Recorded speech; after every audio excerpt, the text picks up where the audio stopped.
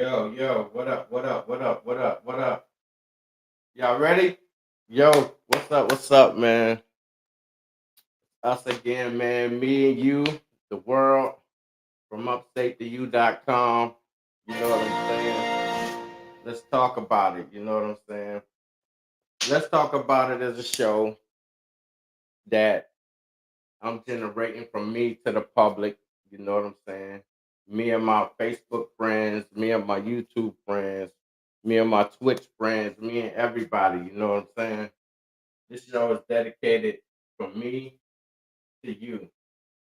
You know, everybody that support me, I support y'all.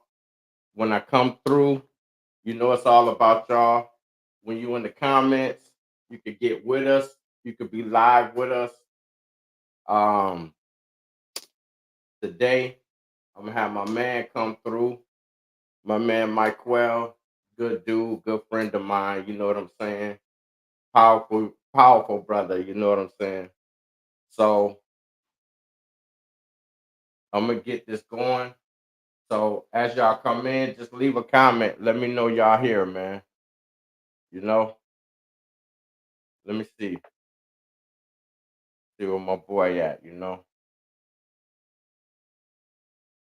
let me see where my man at. Um,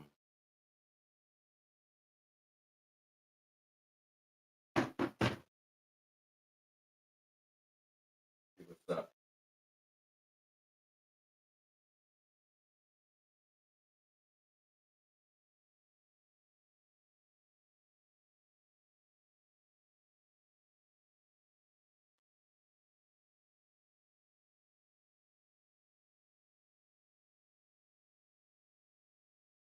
Yeah, make sure make sure y'all come in, man. Make sure y'all come in. Leave a comment to let me know y'all in. Hit the share button, share the live. Because when my man come in, we're gonna be, we're gonna let it go down. You know what I'm saying? So come on in, man. Come on. Let me see. Oh, I'm moving around, man. Let me see what's cracking.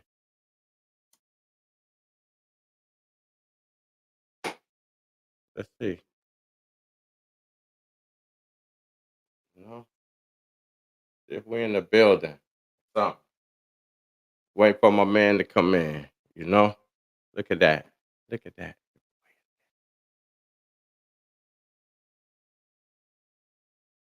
We're in here, man. Oh, your boy in here. Y'all just chilling with me, waiting on my man to come in the building. You know. Oh, there he is. I see you, my man. Yo, let my man come in the building, yo. Oh, there go my boy right there, y'all. What's going on? What's going on, man? You, man. Not much. I appreciate you for inviting me on to come through tonight, man. I appreciate it. I like this platform, man. So whatever I can do. Oh, You good? You good? You good?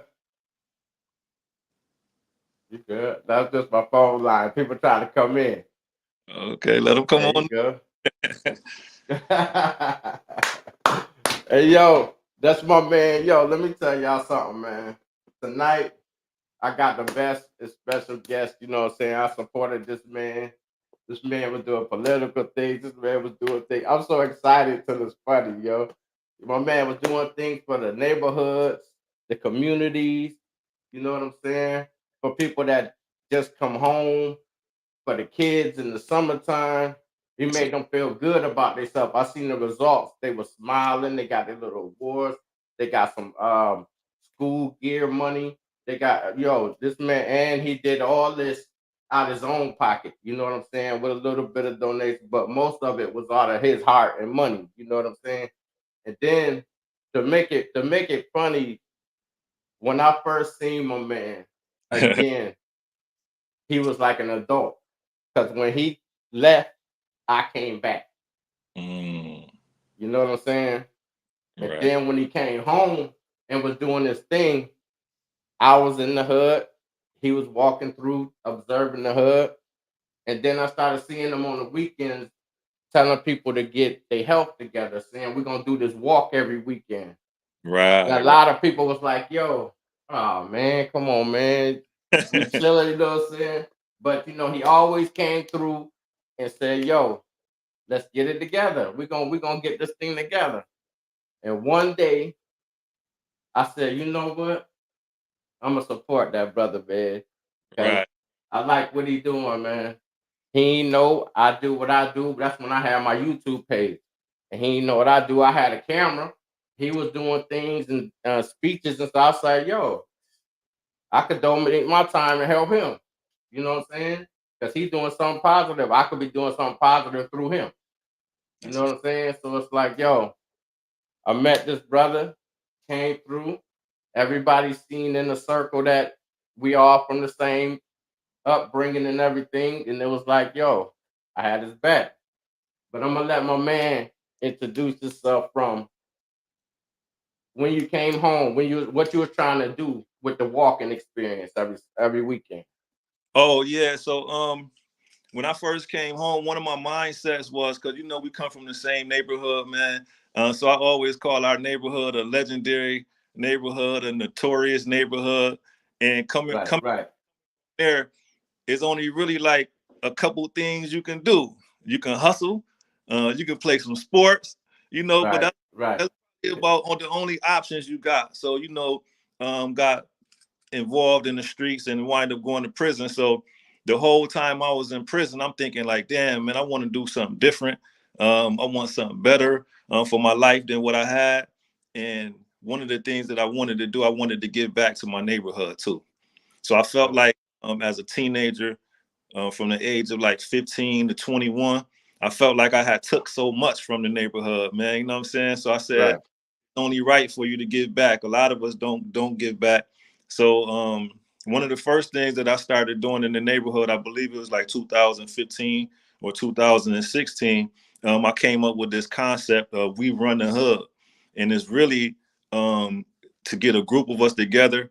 And we start we from Scioto Street, so we start at the Lower Street Park, and then we run through downtown and come all the way around, just to promote Hmm. wellness in the neighborhood. And it was successful. I did it for probably like 4 or 5 summers, and COVID came, and COVID kind of like ended that for us running. So yeah, that's one of my early endeavors of giving back to the hood. Thank you. Yeah, man.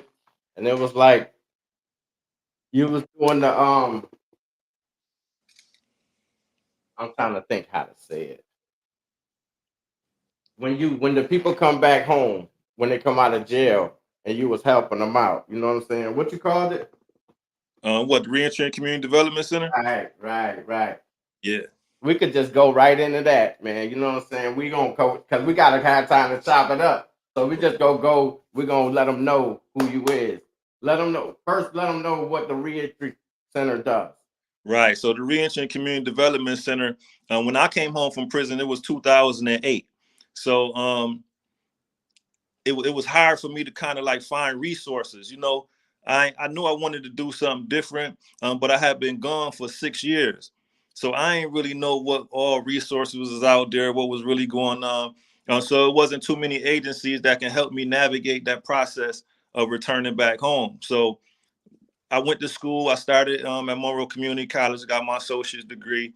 Hmm. And I was working full time, like little menial jobs. Then I went to Brockport, got my bachelor's degree. So around that time, when I was graduating with my bachelor's degree in social work, I was saying, man, it's time for me to start an organization or something, man, so that I can help people like me. So out of all the places in the world, I was able to locate a space on North Street. And North Right. Street, that's kind of our hood though. That's like on the outskirts of our hood. So we have 437 North Street, and we've been there since 2017. So we're a nonprofit 501c3 organization, and we really just help men and women that's recently released from jail or prison or struggling with substance use disorders too. And we just provide support and guidance for that population. And we've been doing it now since 2017 by the grace of God. Yeah. Wait, I ain't gonna just let you run over those lines that you said, but I ain't want to cut your bill. When you first got home and you went to school, what was the first one? An associate's? Yeah, yeah. I got out 2008 in July. In January of 2009, I enrolled in the MCC, and at that time I was studying human services, and I got my Uh, degree from Monroe Community College. Yo, y'all big that up, man. You know what I'm saying? When brothers come home, man, they gotta look forward to doing something, man. And then after that, you said you caught something else while you was getting your build on. What when you went back to school? What was that for? The social, Yeah. So in terms of like human services at Monroe Community College, they offer that as an associate's degree, but there's no bachelor's degree in human services. So I had to switch to social work. So I went Mhm. transferred from Monroe Community College to Brockport to study social work for my bachelor's degree. And then this year of 2023 in May, I just graduated with my master's degree in social work. Right. Big up that man, y'all. You know what I'm saying? I And was there for cool, that. and cool, not to cut you off though, but I did that and I dropped out of school in the 9th grade. Hmm. Listen, man. Your story is beautiful, man. I can just sit here and just let you go through the story. You know what I'm Right, saying? But you know how we do, man. I gotta go cut through chases, ask you about stuff that's going on in society, all kinds of things. You know what I'm right. saying? So whatever happened to the after that while you was doing the reentry program, what happened to the police accountability board thing? That then you leave that to go back to school? Yeah, yeah. So in 2020, that was like right before COVID. You know what I'm saying? Like it was I don't even want to say right before. It was damn near at the same time. It was damn near at the same time COVID hit that I was elected to be on Rochester Police Accountability Board in That's the 2000. first board, right? Yeah, yeah, the initials. I was Right. on the board, one of the founders of it. Not necessarily, I don't want to say founders because they had a lot of people that was advocating for building it. I was on that inaugural board. It was 9 of us, and I was on the board. We was helping create bylaws and structure it and get it ready to rock and roll. But at that time, early on, um, the Rochester Locust Club, they had sued the city of Rochester and the Police Accountability Board. So Wow. they ain't want us to have powers to discipline police officers. That Right. was that was their whole issue. They felt like the Police Accountability Board shouldn't be able to discipline police officer who was accused or found that they committed some type of misconduct. So they didn't want us to be like, all right, well, this person right here can get fired, or this person right here be suspended, right? They ain't want us to do that. Right. So they sued. So it kind of really like stalled the whole process out, man. We was working, we was rocking and rolling, we was getting it together, and then that right there kind of put like a monkey wrench in the game. And COVID also put a monkey wrench in the game because we wasn't able to meet in person no more. So it kind of derailed our initial plans and our initial motivation to get that thing up and running for the people of Rochester. So what happened was we was at home. I was at home from work, my day job. I was a drug and alcohol counselor at the time, and we was just home. We were stuck, and then we was able to go outside a little bit. And Right. time progressed. I think probably like 7 or 8 months went down the line, and I didn't see no end coming to COVID. You know what I'm saying? I didn't see it over. I'm thinking it's gonna be something that lasts for a few years, and which it did. It lasted for a couple of years. So I started thinking like, what's next for me? Hmm. You know, and what's next for me? And one of the things that I wanted to do, was passionate about, was my education. So I'm like, damn, I gotta um, enroll into school, right? I might as well go Right. back to school. So what I did was I enrolled for my master's degree program. And my initial plan was to stay on the police accountability board and go to school at the same time. There was no reason for me just not to be on the board just because I'm going to school. Right. But it was your first semester with your master's degree. The school pick your first classes for you. If you go to Brockport for social work and a master's degree, they pick your first semester classes for you, times, everything. They just enroll you into it, right? Mm-hmm. So the classes that they picked for me, one of them just happened to be on a day to where we had our police accountability board meetings. So I worked behind the scenes with my colleagues and with the chair at the time, and we was trying to see if we can pick another day, pick another time, but some of our colleagues wasn't willing to budge. It would really inconvenience them because they already had the set times and day that they was gonna meet. So it was either me not go to school to stay on the police accountability board, or lead the police accountability board and pursue my education. And because of the time and because of what was going on in society, I decided just to go back to school. So I resigned from the police accountability board, I believe in like September or October of 2020. Dope. Let's get to these kids, man. Cause I used to see you in the summer. It started with a few kids. Y'all be at the park doing y'all thing. It grew the next year. You know what I'm saying? What made you start wanting to do a camp for the kids? That happened in 2022, in that summertime of 2020.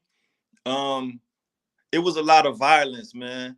I believe in 2021, that's when we had the record number of violence. It was like 81 homicides in 2021. But in 2020, it was 53. It was 53. So, I started my advocacy in 2017 with anti-gun violence. That was what I started doing when I opened up the Reentry and Community Development Center. The first thing we was doing was having discussions about the violence in the community, right? So in 2020, a lot of people were saying, man, the violence was responsible because kids didn't have nothing to do. Right. That's why they out here shooting. That's why they out here killing. They ain't got to do. So I said, what can I do to kind of like help with that a little bit? So I said, you know what I'm gonna do, man? They ain't got too many grassroots summer camps. So I said, and the type of person I am too, I want to bless you. I don't want to stress you.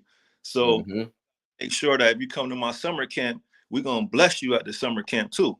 I don't want you to just be outside running around, you don't get nothing out of it, and then you just go back to school. So we made it a life skills summer camp, to where every week we picking a different topic, whether it's conflict resolution, Black history in Rochester, nutrition. We pick different topics every week, and we present to the kids. We take the kids on different field trips, and is a stipend summer camp too. So if you make it through the whole summer camp, we bless you. This year we blessed every kid with $250, and we gave their parents $100 and something just off the strength, right? So we had kids that graduated this year, but we started the first summer camp, we graduated 8. So every year, the number of kids that we was able to have was going up. So the summer camp actually started in a response to the gun violence in 2020. Okay. Make sure you keep that in mind. I'm gonna try to keep that in mind for when it's time to end the reentry center and the camp, so people can know about it. And maybe if they want to, they could donate if they feel like it. You know what I mean? I seen when you do your speeches and things like that, you always say, I'm not asking for nothing, but if you giving it, gonna give it. You know what I'm saying? Right. That's a fact. But so yeah, you ran for city council, you know what I mean? That was a good run. You know what I'm saying? That was fun. Yeah. It sharpened you up, you know what I'm saying? You got to stand around and see how it is to do like distant debate because people was hating from far away. So in some of your speeches, you had to come up and defend yourself. It was dope because you was having your own little gatherings at the reentry center. So you had your own platform where your people would come, and you had a mixture of people. And that's what's gonna always derive most of my hate. Most of the hate that I get is because I do my own thing. I don't no clicks. If they got something that's popular in the community, whether it's nationwide or whether it's locally, I have my own position. I have my own stance, and I stand on that. I don't sway with what's popular, right? And people really dislike when you have your own mind, man. You do your own thing. They can't stand that. But that's how we was raised, man. We came up in a neighborhood that it wasn't a lot of followers, right? A lot of Right. people, especially like when we was hustling, a lot of people had their own motion. You know what I'm saying? So that's Yeah. kind of the people that I used to be with. It was like four of us. We all had our own motion, did our own thing. It wasn't really no putting no money together and we all hustled together. Nah, we wasn't doing it like that. We had our own motion, but we be together. So that's kind of like how I am in my personality in the community. I do my own thing in the community, but I do partner with certain agencies and certain people in the community too, because you have to do that. You have to collaborate. But in terms of like being in the in crowd, stuff like that, I don't really care too much about that. I just do my own thing, man. We got the Reentry Community Development Center. We got the youth summer camp, and that's kind of like where my focus be at. But when I ran for office, I had built my own platform, like you said. Right. So yeah, it was a cool experience. It was definitely a learning process, and in the future, I'm looking to do it again in the future for sure. Good. I hope so, man, because we need somebody like you. See, I was around for your a couple of your conferences. The White Privilege Conference. You did two of them, a one and a two. And If y'all haven't seen that, y'all should have been there. they were sold out. Right. Oh, You- matter of fact, you can see it. You could go to my YouTube channel from That's a fact. Upstate to UTV, and I got both of them and a couple that he did. And cool, You know, that white privilege event that we did. Um, I put it on my page. It got like over 3,000, 4,000 views right now. I'm telling you, because it was powerful. It was Right. powerful. Listen, because when I seen the white people get up there and the other that the what was it the woman that was sitting up there for the cry she was talking. Right. Right. She was for the cry like we were some orphans or some things like that. One But thing my uncle told me that the truth, it don't need a defense. So we got the white privilege event, and we just really telling people what's really going on in society, man. You know that what I'm was saying? dope. A lot of people are struggling, and with your white privilege, my main goal for that was to first educate you on what white privilege is, because you got a lot of people that's in denial that it even exists. So what I wanted to do is I wanted to first educate you on what it was, and then the whole premise of the event was how can you use that white privilege that you have now that you know you got it Right, to help black struggle. So we did that, man. It was a beautiful event, and I'm looking to do more of that type of stuff in the future too. right. Listen, now I got some questions for you, man. Let's See, go, man. listen, I like to see how you feel about stuff, you know what I'm saying? Because I know how I feel. So listen, right? I'll be riding around the city, man. It's like the last 3 years, man. Each year, the population of people asking for money at them corners and grew and grew and grew. And I'm like, what you think that is? Because I don't really think it's the poverty. Because a lot of people right now is not even working.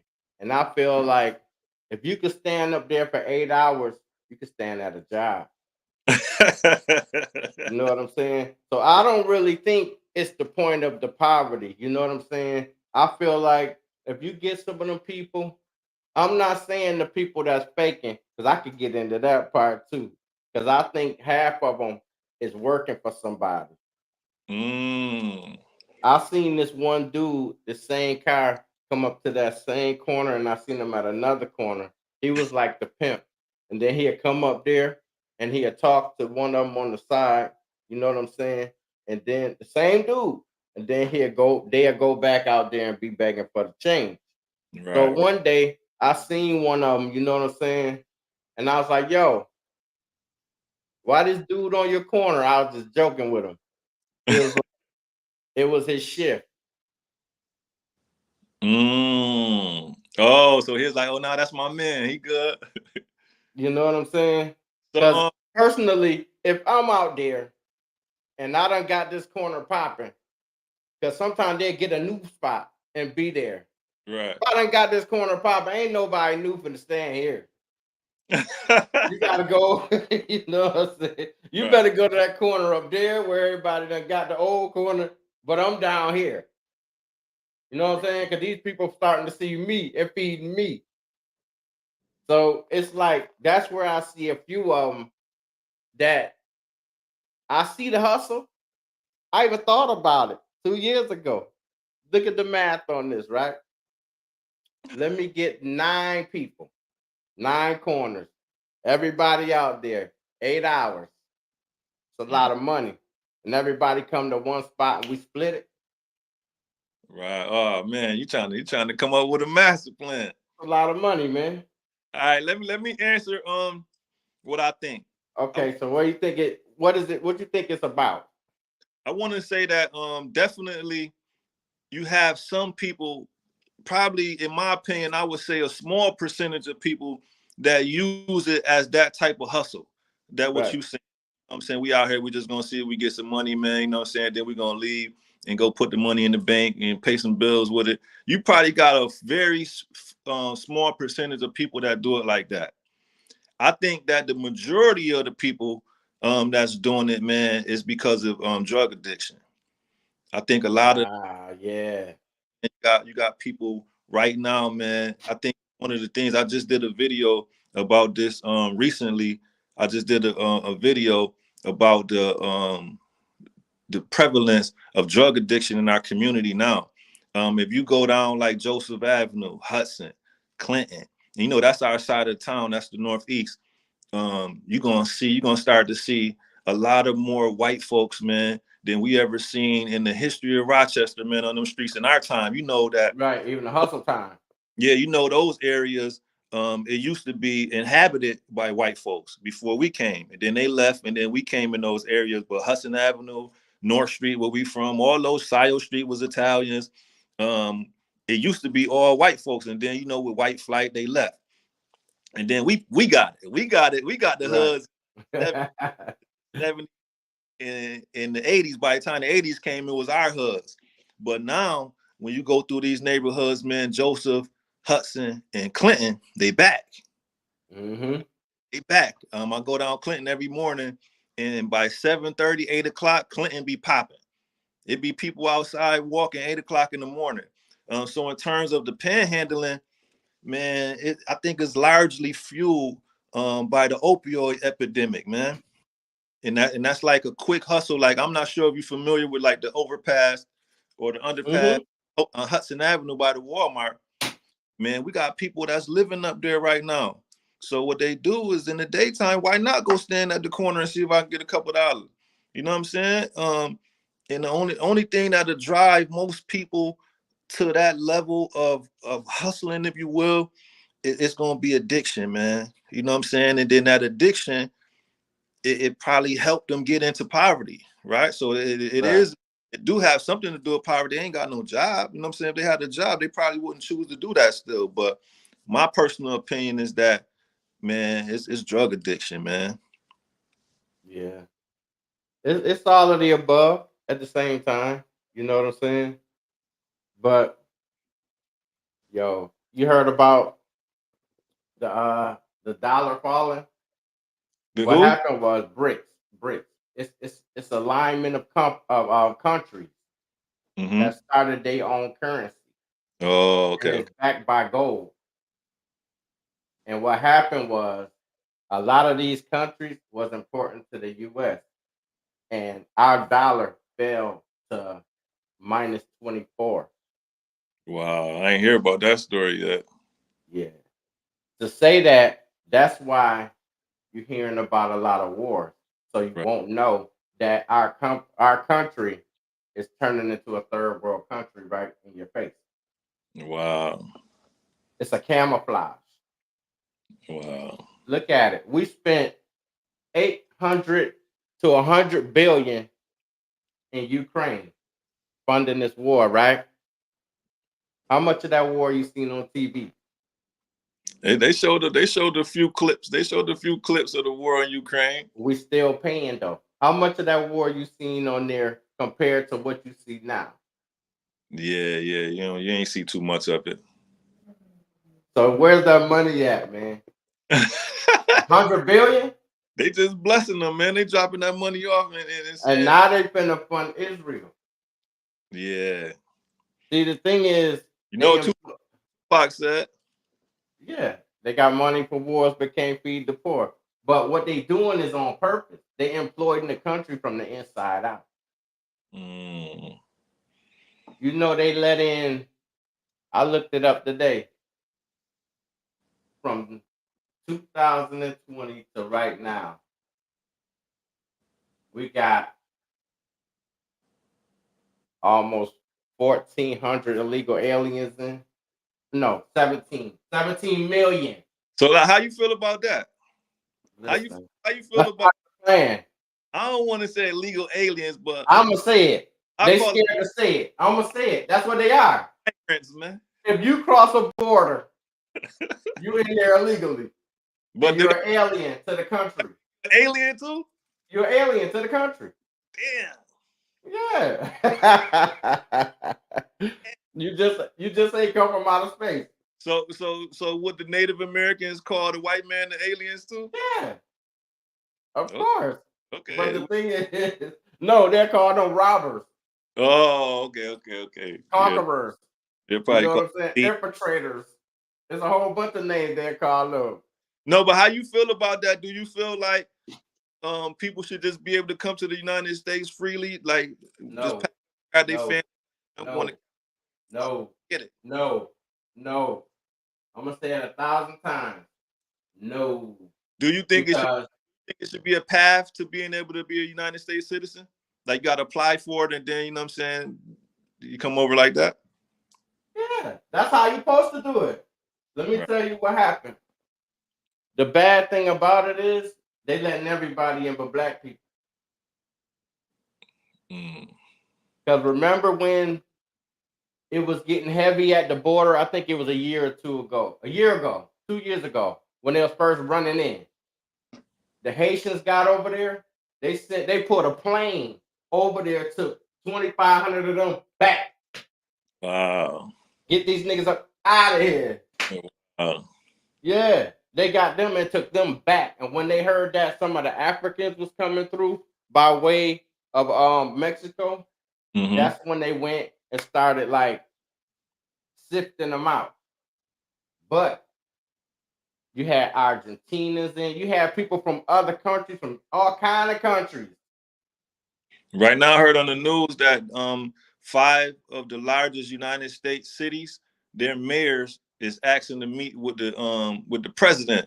They saying they just got too many people coming to their cities, man. They can't handle it. Right, because that's what's meant to happen. You know what I'm saying? And let me tell you something. Let me tell you an observing situation though. When you look at a lot of the people that's coming across the border, when they say it's for asylum, right? But when you see them shipped in, you don't see no women or no kids, and most of them is military age. Oh, okay. Men. So let me ask you this: you saying that the United States they got a scheme, they got a plan, they doing all this on purpose. So my question to you would be, if we know that, what is the black race supposed to do? What are we supposed to be doing right now? If we like, yo, listen, our currency going down, the government, man, they starting these wars, they letting everybody in, they trying to do this on purpose. What we supposed to be doing if we know that? We supposed to be letting each other know. Like platforms like this and the platform you finna do. Right. My platform was built, this one, because the other one, Cool Thoughts, that was about being serious and what we're talking about now. So then I went through the whole thing of, you know, how to get clientele and keep the people and all of that, and how to gain more people. They like the seriousness. But I said, this platform going to be about fun. Oh, okay. You know what I'm saying? I could reach the people with a smile. You know what I'm saying? At the same time, like we feeding them now. You see them, they there. Right, You right, know what I'm saying? And even if they don't believe it, it sparks a flame somewhere. When they hear it again in a year, they're gonna be like, you know what? Somebody told me that, man. I knew that. They're gonna say, I knew that. You know what I'm saying? Even if they don't remember where they heard it from, they're gonna say, I knew that. right, You know what I'm saying? So it's up to us to spread the word. You know what I'm saying? So that they can get prepared. right. I think in the midst of spreading the word, got to give them a couple jewels of what they should be doing too. Like, yo, Right. Like this you doing. this is happening, man. You got to unite. This is happening. Right. You got to go buy some guns to protect your family. This is happening. You got to make sure you got at least 3 months worth of food put in the cut. You know what I'm saying? Like it got to be some type of jewels that you're giving the people as well. Right. See? That's why people be like, yo, you gotta get people like, yeah, you gotta we can let them know the resources off camera. You know Mm-hmm. what I'm saying? Because you can't let your plan be out there for the people to get an easy way to reverse it on you. One of my good friends, and I call him my mentor, Howard Eagle. He Mhm. was he would be saying right now, if he heard this conversation, I think that he would be saying, we got to organize. Information is good, but we got to organize, man, because if Right. it on how we saying it's gonna go down, we're gonna be messed up out here. And we seen it coming, but we didn't organize. Right. The thing is, they gotta make sure that they're ready. We can make them prepared. First, they gotta know what's gonna happen.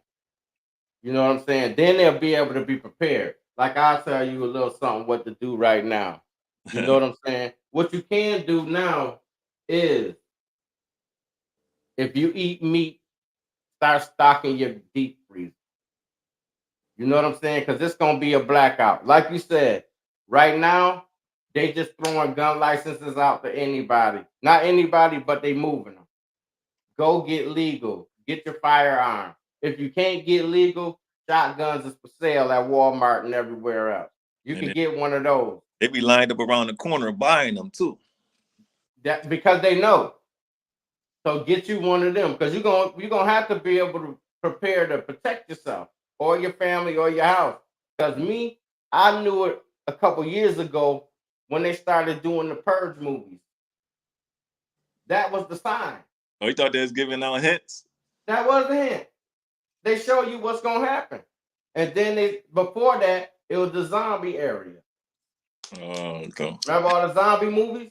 Right, right, right. And then there was a purge. Both of the people you gonna have to knock off if they come through. Mm. You know what I'm saying? And then what happened when the zombie area was going? All the kids got drugged out and peeled out. You started seeing the zombies everywhere. Damn. Cats leaning, cats, standing up, leaning. You started seeing it. And Right. then they started doing the Purge movies.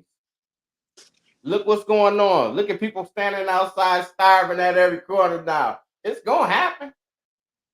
And it almost happened. COVID was the test because they stopped people from working. So that was a reason right there. You know what's If you scary? did, hold on, if you ain't get the shot, you wasn't gonna work. So then where you gonna eat at?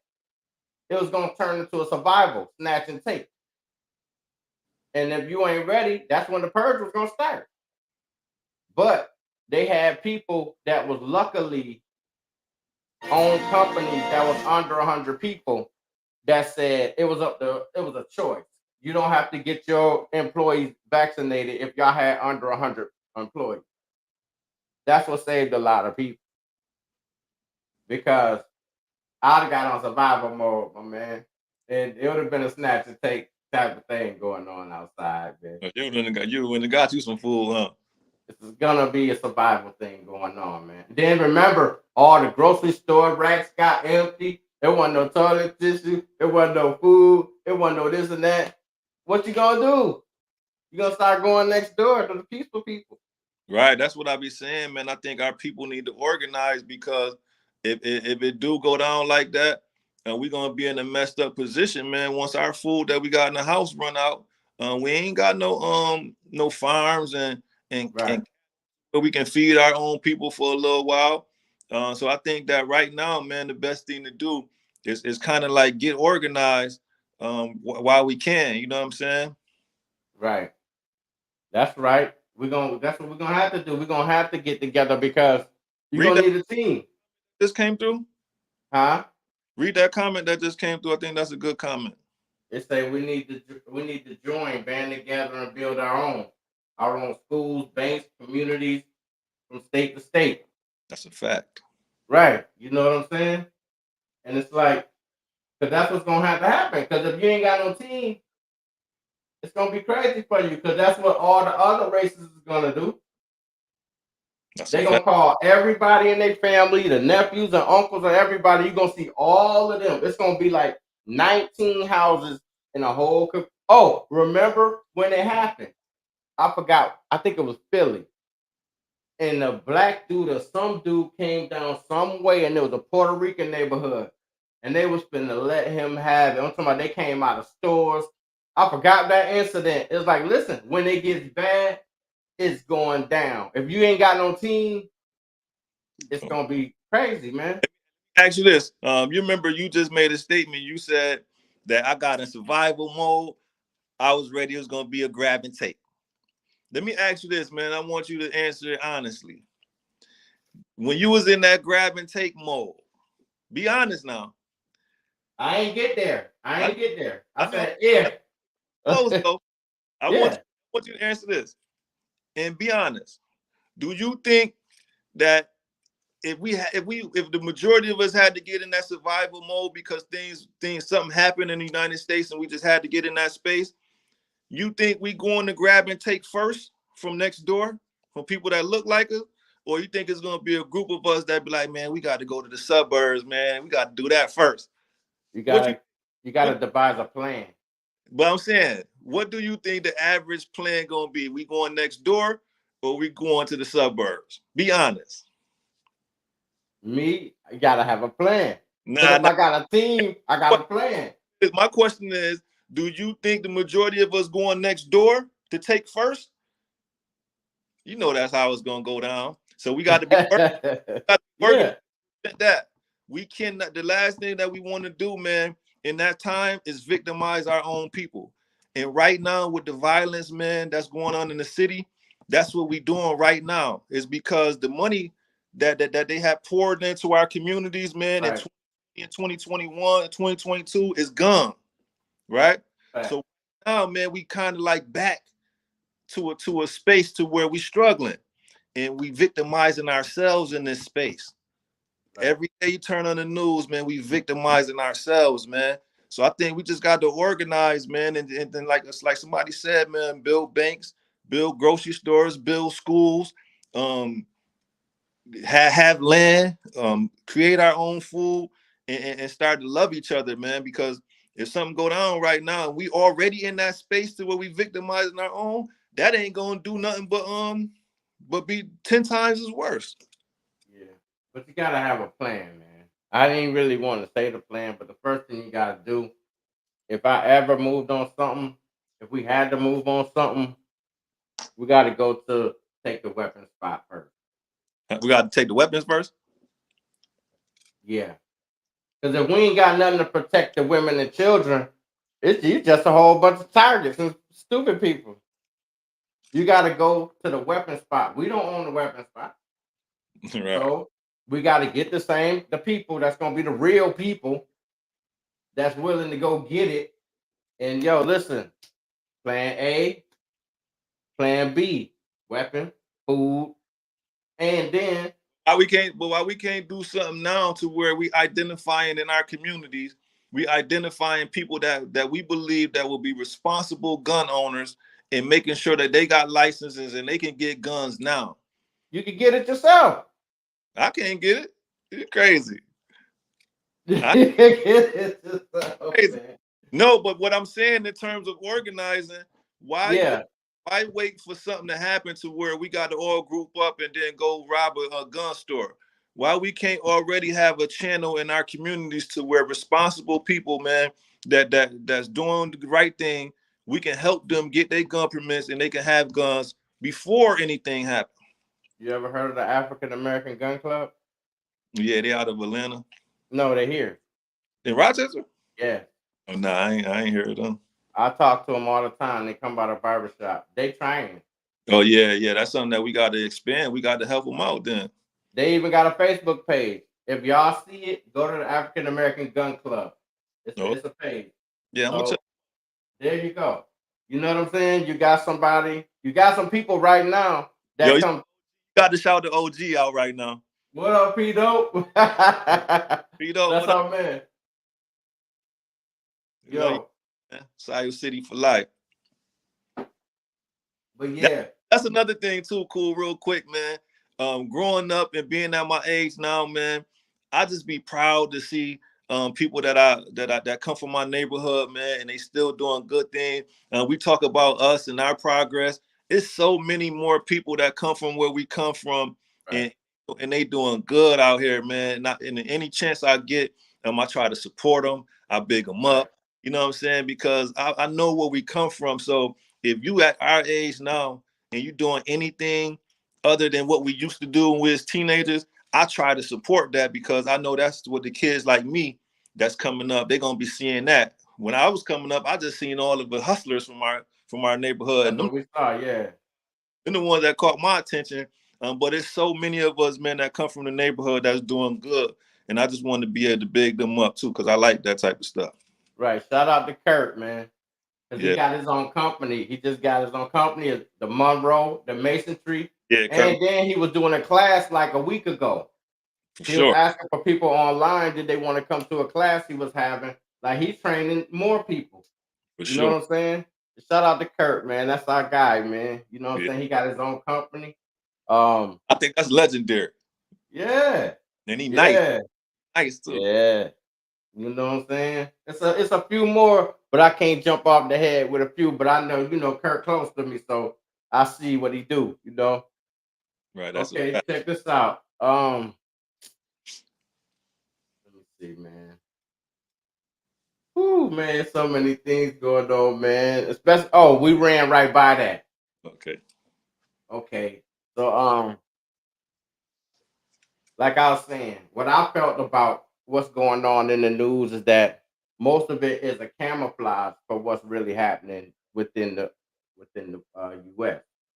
You know, and it's to implode the world because they want a new world order, and in order to control the people, you got to break the people first, and then hand them a bone to control. You know what I'm saying? Just like as in, for example, the control of welfare. When someone get on assistance, they can't help nobody. Like if you was homeless, you can't go live with so and so because they on assistance and they get counted and they get checked on. And then the people come, you gotta hide your stuff in a bag and then the closet. You know what I'm saying? So you can't help one another on the system. That's what they want to do in general. Because after they employ the country, they're gonna give you plenty of money. They'll probably give you like the people that's here, the migrants, since you want me to call them illegal aliens, the migrants, they give them $2,000 and food stamps a month. Damn. Yeah. And you can count how many it is. Damn. Yeah. So that's a lot of money. How you know, a lot of them stay together. All right, let me ask you this. I just went to an event probably 2 weeks ago, and it was some senators from New York that they was introducing a bill about reparations. How do you feel about reparations? First of all, give me what you owe me for my people, man. That's the first part. Give me what you owe me, because I know a lot of us gonna give a lot of it back because we don't own the company. Right. They could give us all $1 million right now. Mm-hmm. gonna see a few Benzes running around. We don't own the Benz company. You know what I'm saying? If we own the Benz lot, it'll help stay in the We community. don't own the mentions neither. You know, a couple. Yeah, some people gonna get the small ones. Yeah, they gonna, you know, some people gonna get, you know, they gonna get them a crib. That's a good thing, a crib.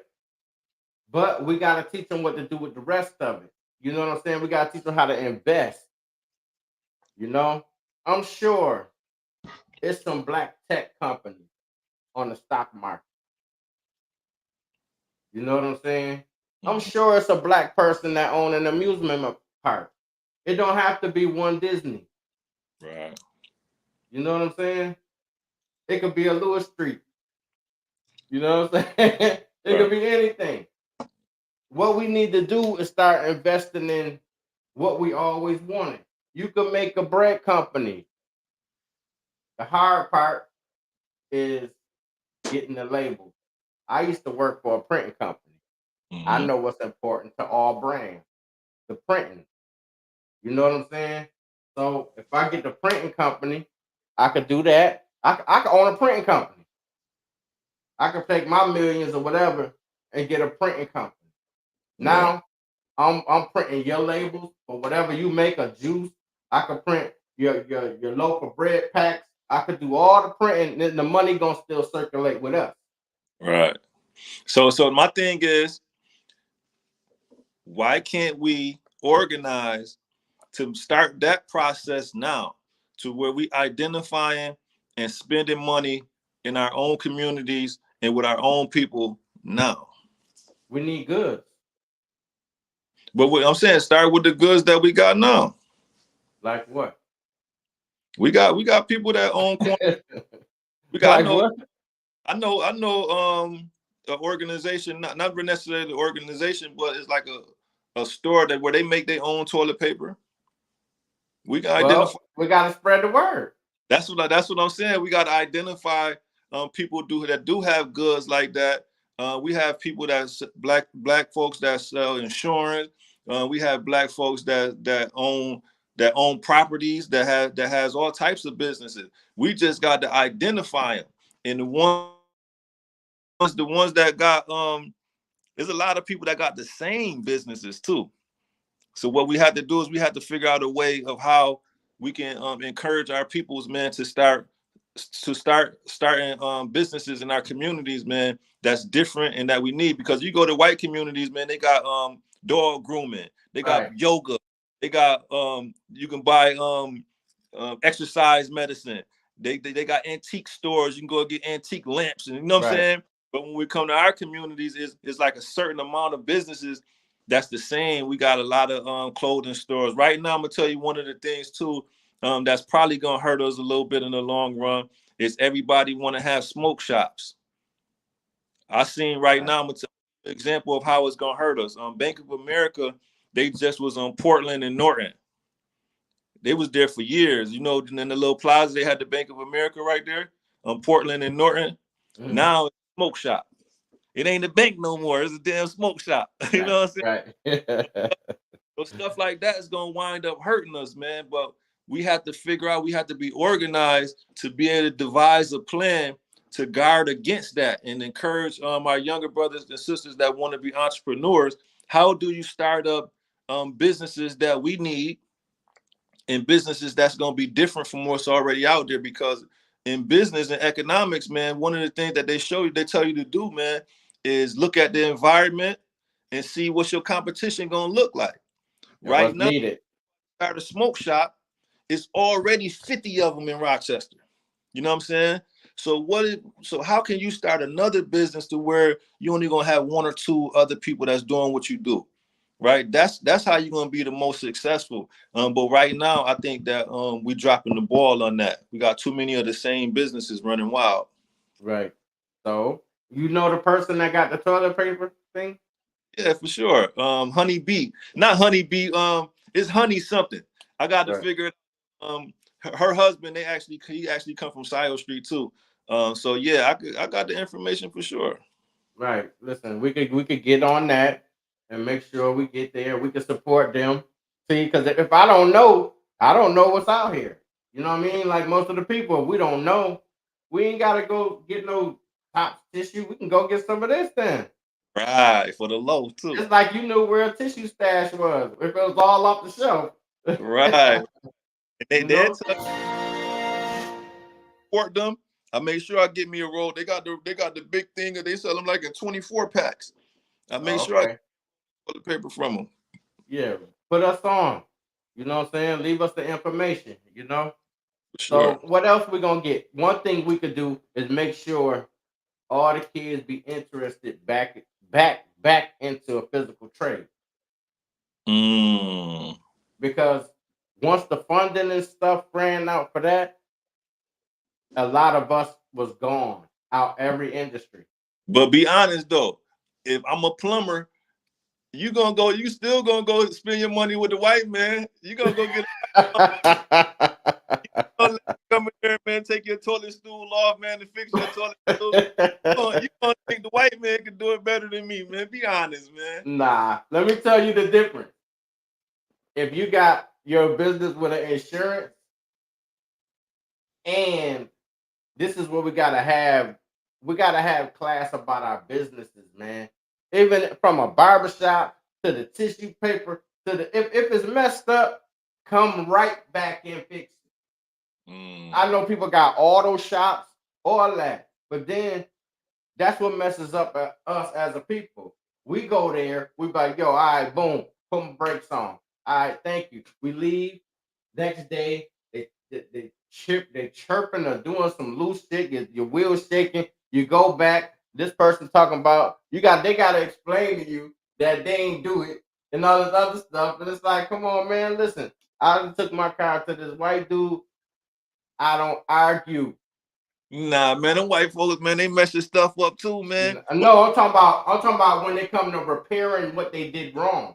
Right. They sometimes I don't argue. I take it, I say, yo, the what's his name wasn't right. Leave it. sometimes Ain't no argument. hold on. Sometimes they give you the runaround too. I'm gonna tell you the issue. The issue is we more harsher on our own for doing the same thing. They be giving you the runaround too, man. You know how many I times don't know them. they get attitudes and all that. They give you the I runaround. don't know them. Well, I'm talking about, but this is what we got to do to get our own clientele back. That's mostly all of us. It's like, come on, man. I got 8, 9, 10 cars in here, man, and this all of that. You got to hear all of that, but you ain't hear all of that when you wanted my money. Right. They hate to give your money back too. They ain't gonna Right. get that. It was bring it on right now. Bring it on right now. But when I'm telling you to refix something, now it's, oh man, I got like 12 cars and this and that. And see all of this. I ain't got nothing. My car just left here yesterday.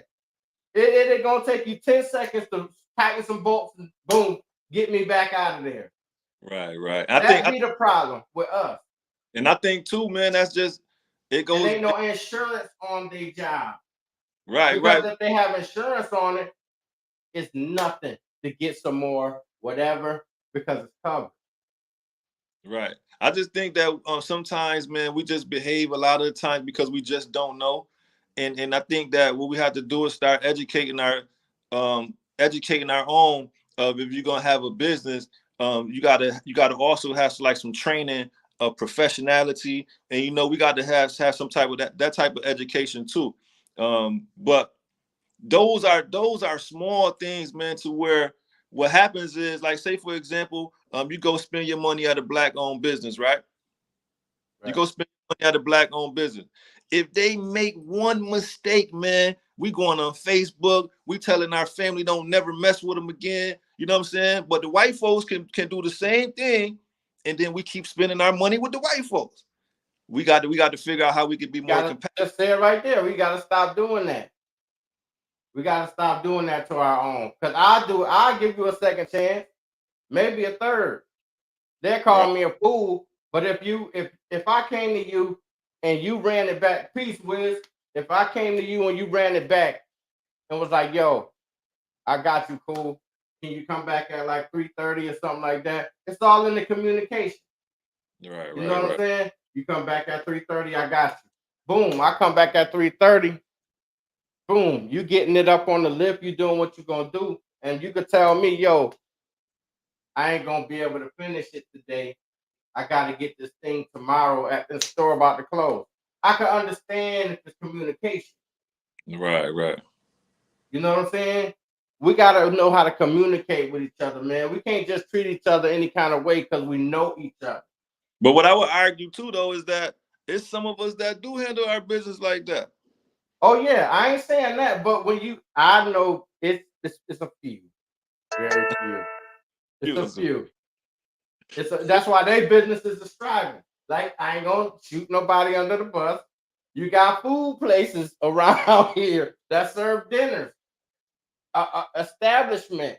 You go in there, the owner mad, everybody mad, your food up there and everything. You know, I don't want no angry food. Hey, cool. We got a comment. Read that and let's talk about that. How you feel about that? What that? Oh, I feel they need to give our land back. This is our land.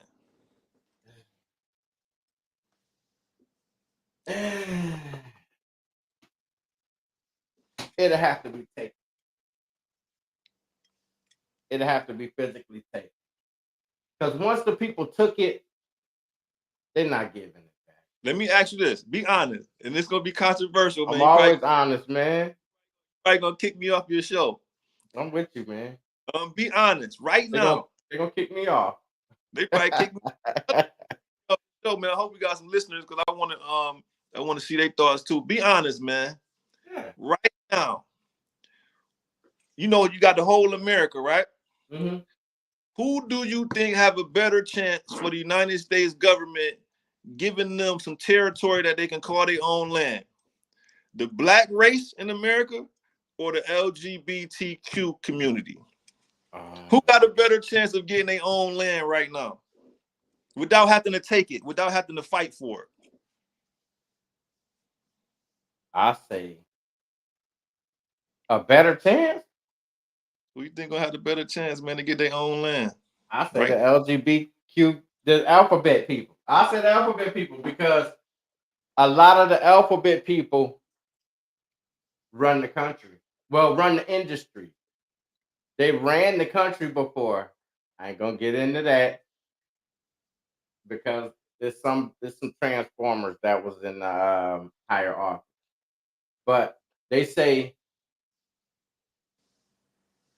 your biggest executives, when they do the casting couches in Hollywood and stuff like that, or when they do your haze that keep you locked in, a lot of it be they kind of acts. Even if they pill you up or drug you or whatever, it always be one of they acts. And if you looked at shows from way back in the days, whenever they had the producer guest star, he always was one of them. Mm-hmm. And you know that boiled down. Your answer and my hunch, it boils down to we just not organized no more. No, it's not that. It is that we not organized. It's not. No, it's not. Let me tell you why. I'm gonna give you a reason why. Because this is a piece that's gonna shoot the gun. Listen, we got the Black Caucus. We got the NAACP. Hold on. Wait a minute. Wait. I'm gonna tell you why. Because some people might not know what you mean by that. You said you got the Black Caucus. What's that? Well, inside like the realm, the House of Representatives and the Senate. You talking about the Black Caucus there? Any of them. Let me tell you, they are the same. What they are is a buffer for the government to have a fake voice. No, they're the people that say, calm down. Those lashes ain't that hard. You know what I'm saying? You could take a little more of that beating. Just chill. All right, go ahead. Because if they were them, the NAACP, and you got like one more that only supposed to be for helping the black people's part of the struggle and what's going on with the government. Them supposed to be the people we supposed to run to and say, listen, can you get this done for us? And that and the third. And you can ask any of them old people that's about half 90. The average is like 80 something. So you already know they got a slave mentality because they came up when they couldn't use the water fountain. So there you have people that just listen to the man to keep their job. And what they do is they tell us we going about it wrong. When we went outside and protest, everything we did to try to get a little piece or a little more, them was the ones that came down on us. They sent them. Tell your people to chill. You know what I'm saying? So then they come out angry on CNN. What you're doing is destructive, and this, all of that. This is, you know what I'm saying? When we just saying we want our justice, y'all. You got your little dogs out here shooting us everywhere in every neighborhood in the town and everywhere in the U.S. in the inner city. Your mans ain't coming with us with no force to grab us up and take us home and say he drunk. Get your husband, like they do to other people. They just shoot us. So you helping my point. We not organized. It ain't. That's what I'm saying. It's on purpose because our organizations is working for them. That's what I'm saying. Right. But to be honest with you too, those types of all of those folks that you name, they self-appointed leaders, if you will. Right? That ain't really being organized, man. They inside. Right. If you in the House of Representatives, you in the United States Senate, it's only so much you can do, or they gonna get rid of you, right? So we don't need our leaders to do that type of system. It's cool to be a part of that and be a part at those tables, but when it comes to advocating on the behalf of specifically Black folks, that table ain't gonna be useful, right? We're gonna have to create our own table for that, right? That's why every time reparations came up, like you asked, you never see none of them people. Right. Damn. None of them people. And they're sitting right in Washington. It's easy for if you take both of those sectors and say, yo, listen, we all Black in here. And then you had the little party of preachers, all them preachers that was in a circle. If you grab all these people that supposed to have been together and y'all go stand in front of the president or who y'all supposed to stand in front of, like, yo, listen, won't you just give them reparation?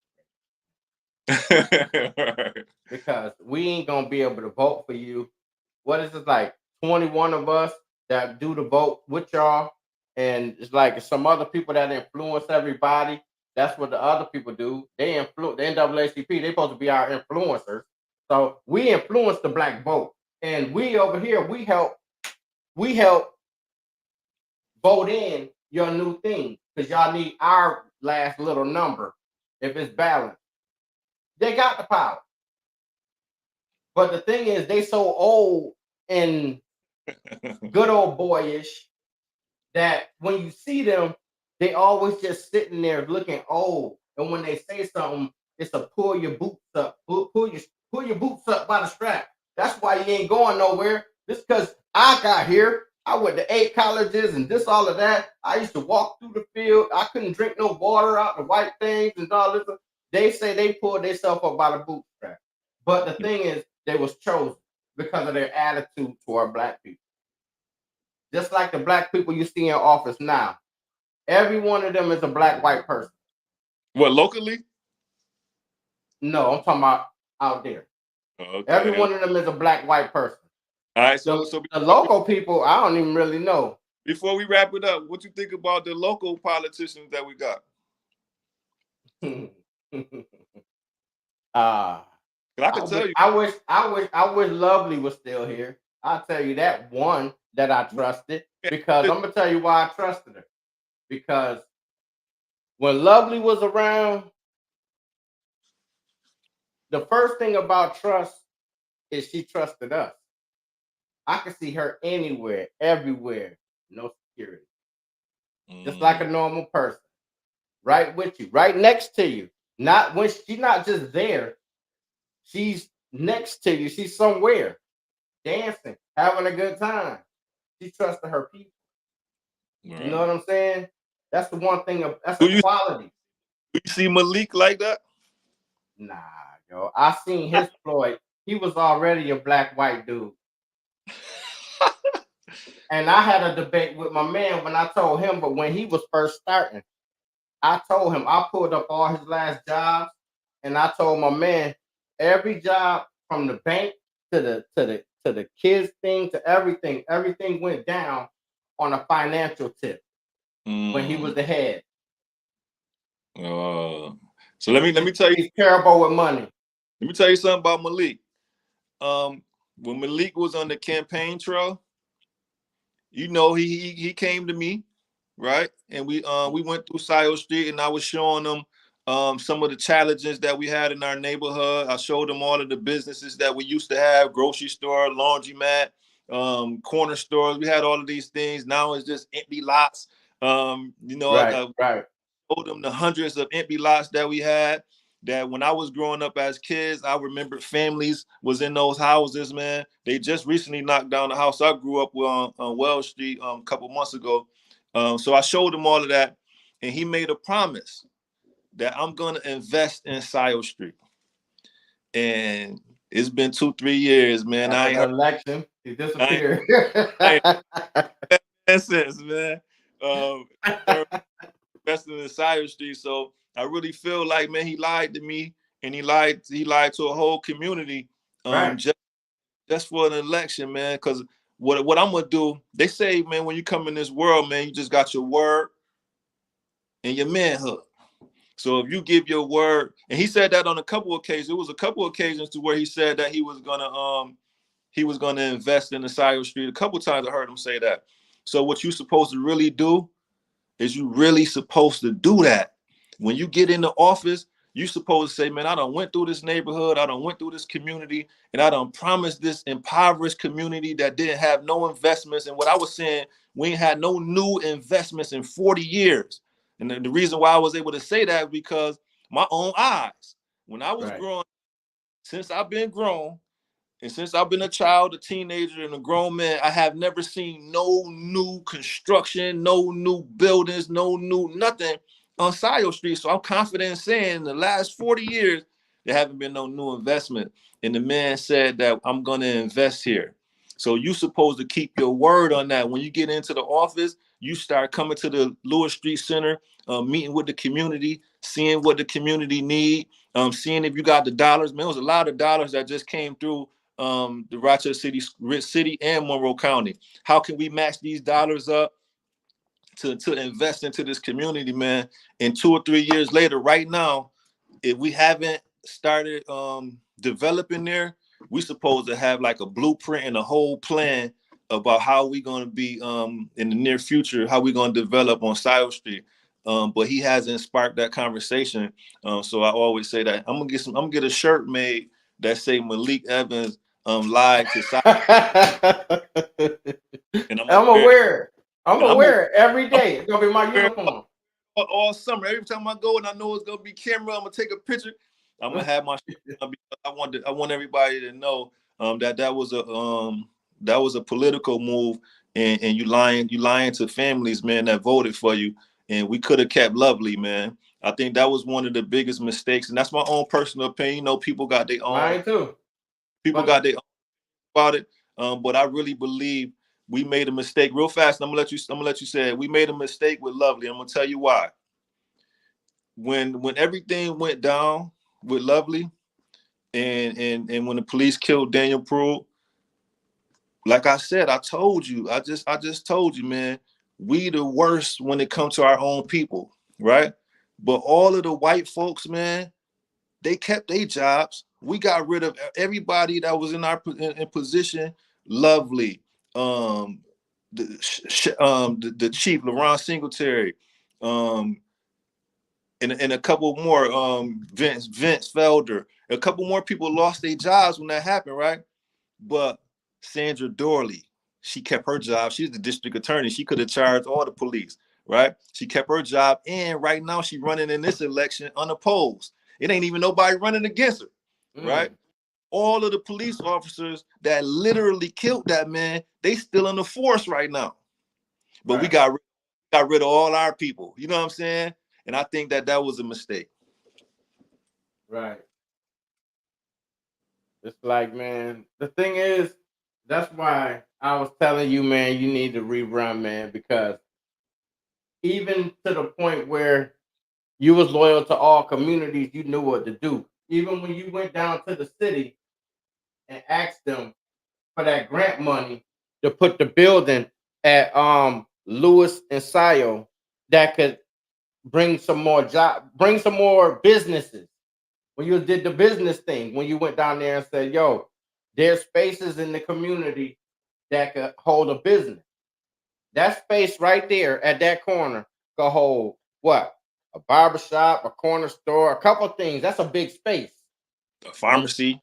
A pharmacy, anything. And you went down there and you proposed, you asked for the money. You was like, yo, listen, and had the idea.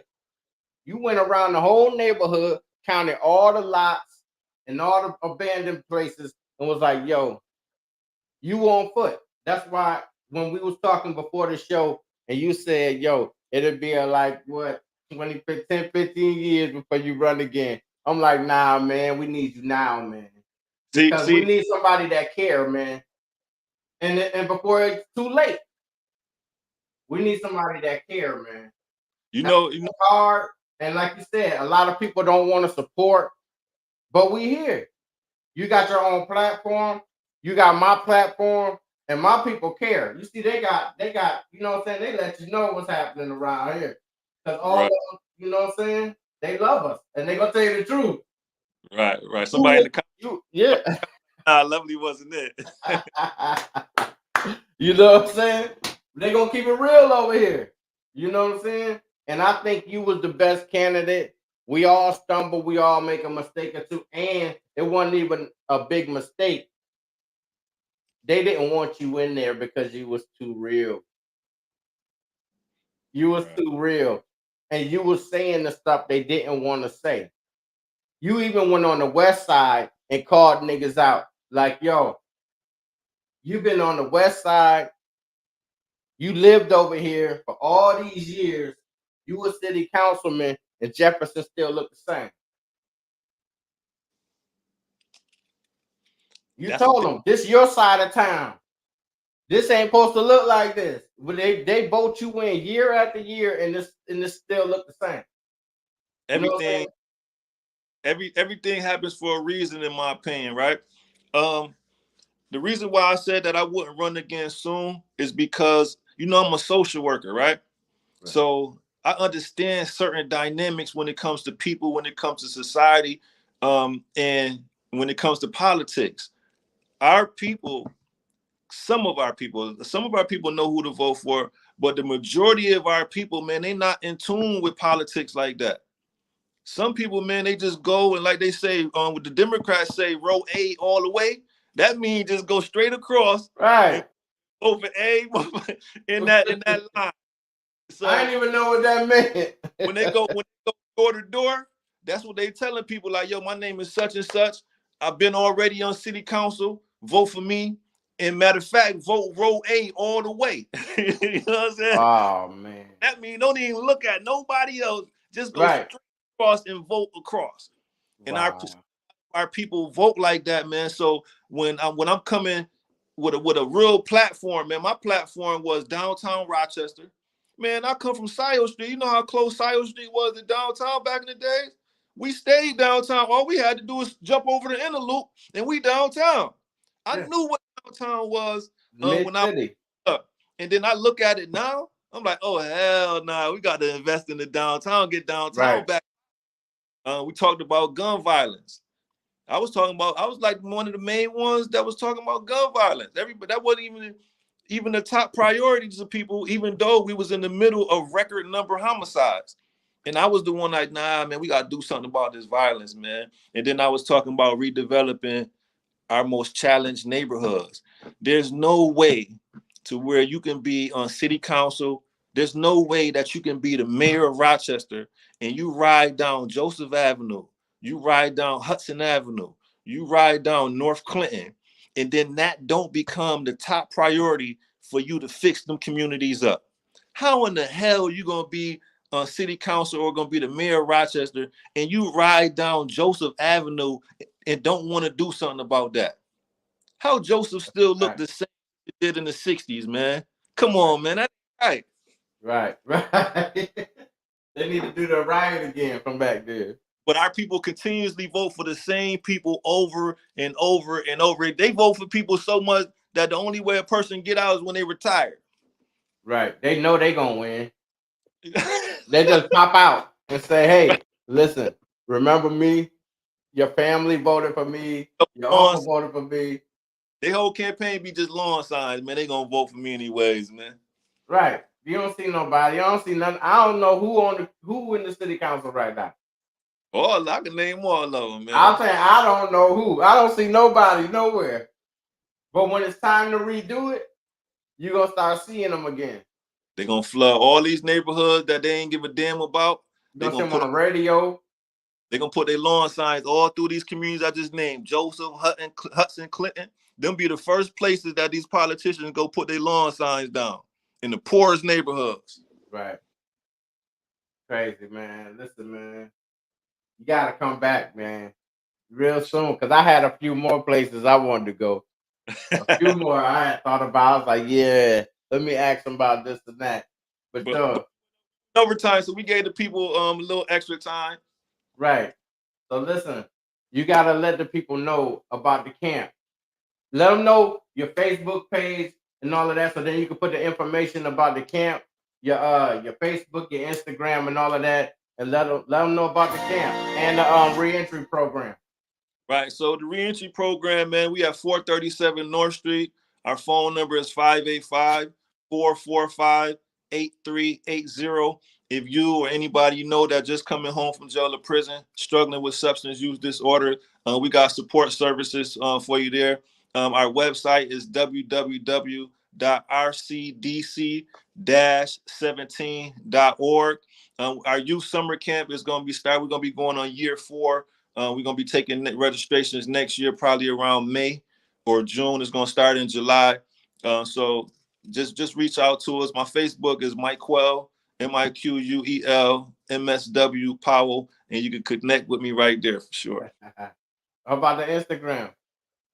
Instagram is Mr.Powell777. All right. So how they gonna get in touch with you the same way about the camp for the kids? Because you know it's gonna come around soon. So they got to get registered so you can have a count and know the heads, and you know what I'm saying. That's or fact. do you got to wait? Give the information about that, about the camp. If you connect with me on social media through Instagram or my Facebook page, that would probably be the easiest way. You'll know I post about it, and you'll know when we getting ready to accept registrations.